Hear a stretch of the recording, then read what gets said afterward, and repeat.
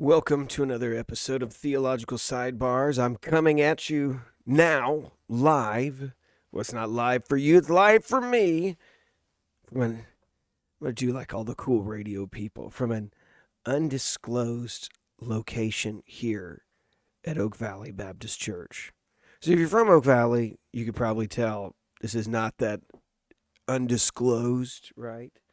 You probably know exactly where I am. If you're not from Oak Valley, you could probably pick up from context clues where I'm at just by looking around. But that's okay. This is my new hideout, my new spot. So here we are, back on. It feels good to be doing this again. I've needed this. All right, so here's what we're going to be talking about today. This passage that we were dealing with last week. Where this Sunday came from Matthew chapter 2, talking about the Magi. And I really just wanted to look up a little bit deeper into the passages that were referenced about the Magi coming and they're looking for a king. So let's go over here and look at this. And here's the issue, right? It says, "And after Jesus was born in Bethlehem of Judea, the days of King Herod, wise men from the east arrived in Jerusalem, saying, 'Where is he who has been born King of the Jews? For we saw his star at its rising and have come to worship him.'" Now, let me just pause. I do think that this passage is not just saying, hey, we've come to pay homage to him. If that were the only thing there, that you could probably make the case that that was all that was being said, right? Is that they've come to pay homage to him.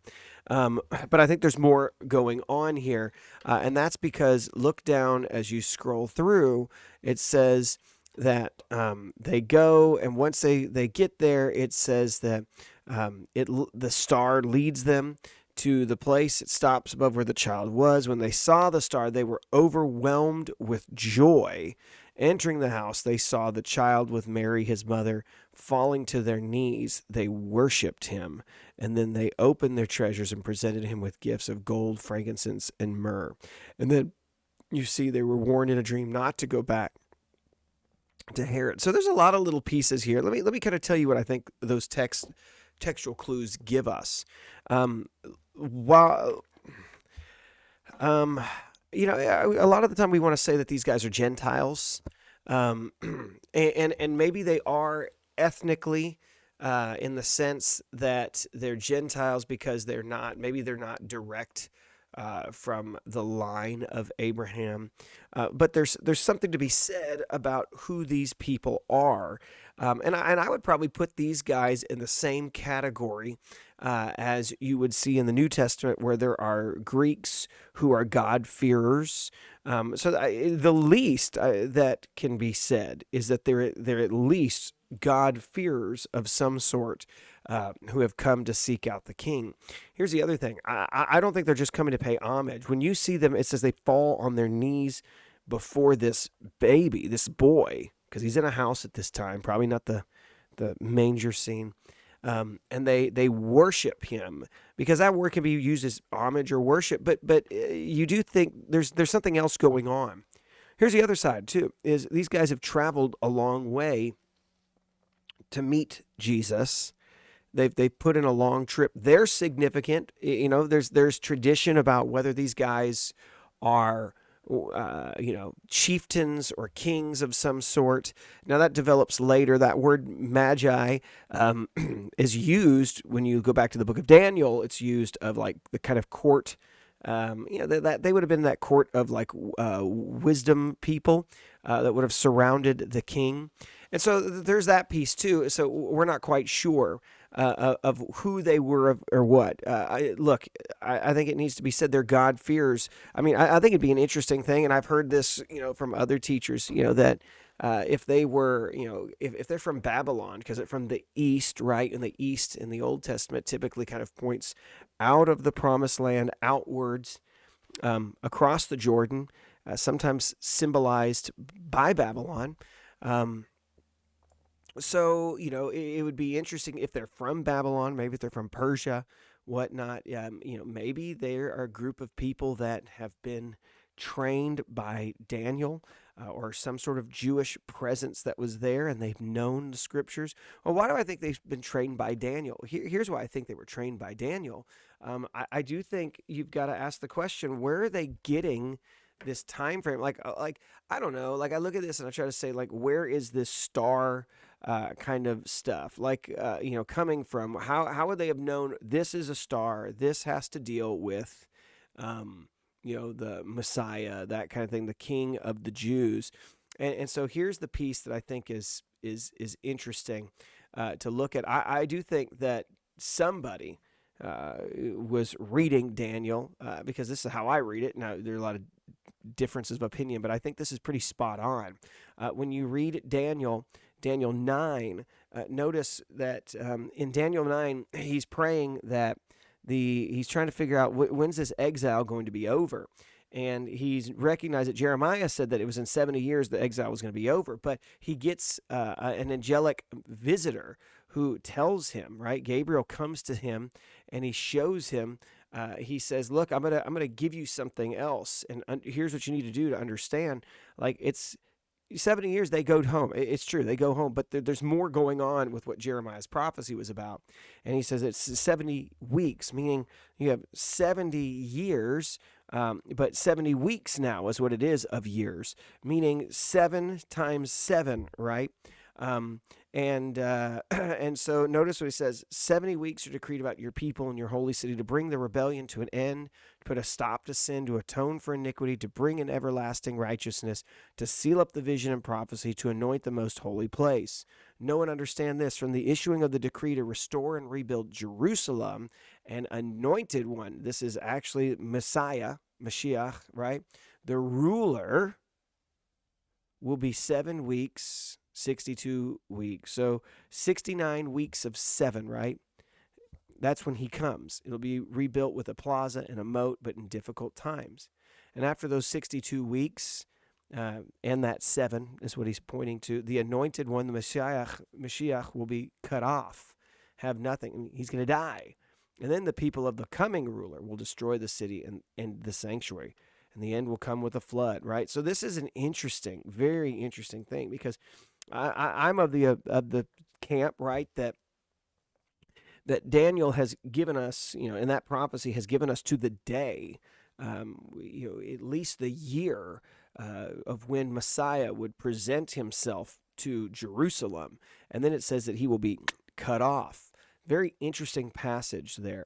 And I do think that maybe that's why they're looking at some sort of a time frame, that they recognize that they've got to be, they don't maybe know how old he was going to be, but probably we're in that, we're 30 years out from when this is supposed to take place. And so, we haven't seen anything yet. And then all of a sudden this star comes, right? And so that's a weird thing too. Well, why would they do a star? Well, I do think that that's kind of a fascinating one to look at as well. If you look at Numbers 24, this is that famous passage by Balaam. And Balaam sets it up by saying, I'm going to go back and I'm going to tell you, though, what will happen to your people in the future. And if you read the Torah, there's a few places where he sets it up and he uses it talking about what will happen in the future. That's Genesis 49, Numbers 24, and I think it's Deuteronomy 32. I got to go back on that one. Anyways, right here, he gives this prophecy. Notice what he says: the oracle of Balaam, son of Beor, the oracle of the man whose eyes are open, the oracle of the one who hears the sayings of the Most High, sayings of God, who has knowledge from the Most High, who sees a vision from the Almighty, who falls into a trance with his eyes uncovered. I see him, but not now. I perceive him, but not near. A star will come from Jacob, and a scepter will arise from Israel. Now, what he's saying is, I see a guy off in a distance. I see somebody who's coming. He's far, far away. But there is this ruler who will come from Jacob, and it's a star. will come from. Now, you could say, well, that's just poetic. And yes, it is poetic, right? A star, Hebrew parallelism puts it as a star and a scepter, that Jacob and Israel, star and scepter, these are markings, right, of this king who would come. But I do think it is ironic, right, this heavily messianic passage of this person who's going to come, who will finally rule and bring judgment, if you read the rest of the passage, is somebody who has a star reference to him. Well, who is this guy, right? Well, let's go back to that 49 passage, Genesis 49, and look at what it's all set up here by Jacob. And he says to Judah, like he tells Judah, look, you're going to be the one who's going to rule the family. You're the top guy because the three brothers disqualified, the older ones did. But he goes on this, and he says, the scepter will not depart from Judah, or the staff from between his feet, until he whose right it comes and the obedience of the peoples belong to him. Now that is another little piece, right? He set it up. That's the staff. That's the scepter that was just referenced in Numbers 24. This is the king who's coming. All kingship belongs to him. Everybody else is a king, and they're coming. They've got these kings, but there's one guy who all of it belongs to, and then all the peoples of the world better obey. Right? So now this gets picked up a little bit more, right? You get the Psalms chapter 2, and you've got the rulers of the world. They're angry at the Lord. They want to come against the Lord and his Messiah, right? Let's tear off their chains, throw their ropes off of us. And then God just laughs at them, right? Because he says, yeah, you guys, the nations will want to come against me. I got one king. He'll deal with all of you. That's essentially how the psalm goes. And then it goes on to say this, right? You get these highly messianic language that's used in the New Testament. I'll declare the Lord's decree. He said to me, you're my son. Today I become your father. Ask of me the nations, and I'll make the nations your inheritance, the ends of the earth your possession. You'll break them with an iron scepter. You'll shatter them like pottery. So now, kings, be wise. Now, this is key here. Receive instruction, you judges of the earth. Serve the Lord with reverential awe. Pay homage and rejoice with trembling. Pay homage to the Son. And he uses a different word for son here, right? Because we already talked about the king being the son as the representative. He has now been enthroned. He is God's representative, the inheritor of all things. Then he uses a different word for son here. Why? Because this is not just for all the kings of Judah. Some of them say this is an enthronement psalm for all kings. I think this is very specific. Pay homage to the Son, right? Or he will be angry and you will perish in your rebellion. For his anger may ignite at any moment, but all who take refuge in him are happy. Meaning your survival depends on whether you treat this guy well and you respect the Son of God. Lastly, we go and the passage was referenced in Matthew's gospel when they say, hey, where is he going to be born? And what do we find in that passage? Bethlehem Ephrathah, you're small among the clans of Judah. One will come for you to be ruler over Israel for me. His origin is from antiquity, from ancient times, meaning the guy who's going to be born from Bethlehem has come and he has no beginning, right? His origins are from antiquity.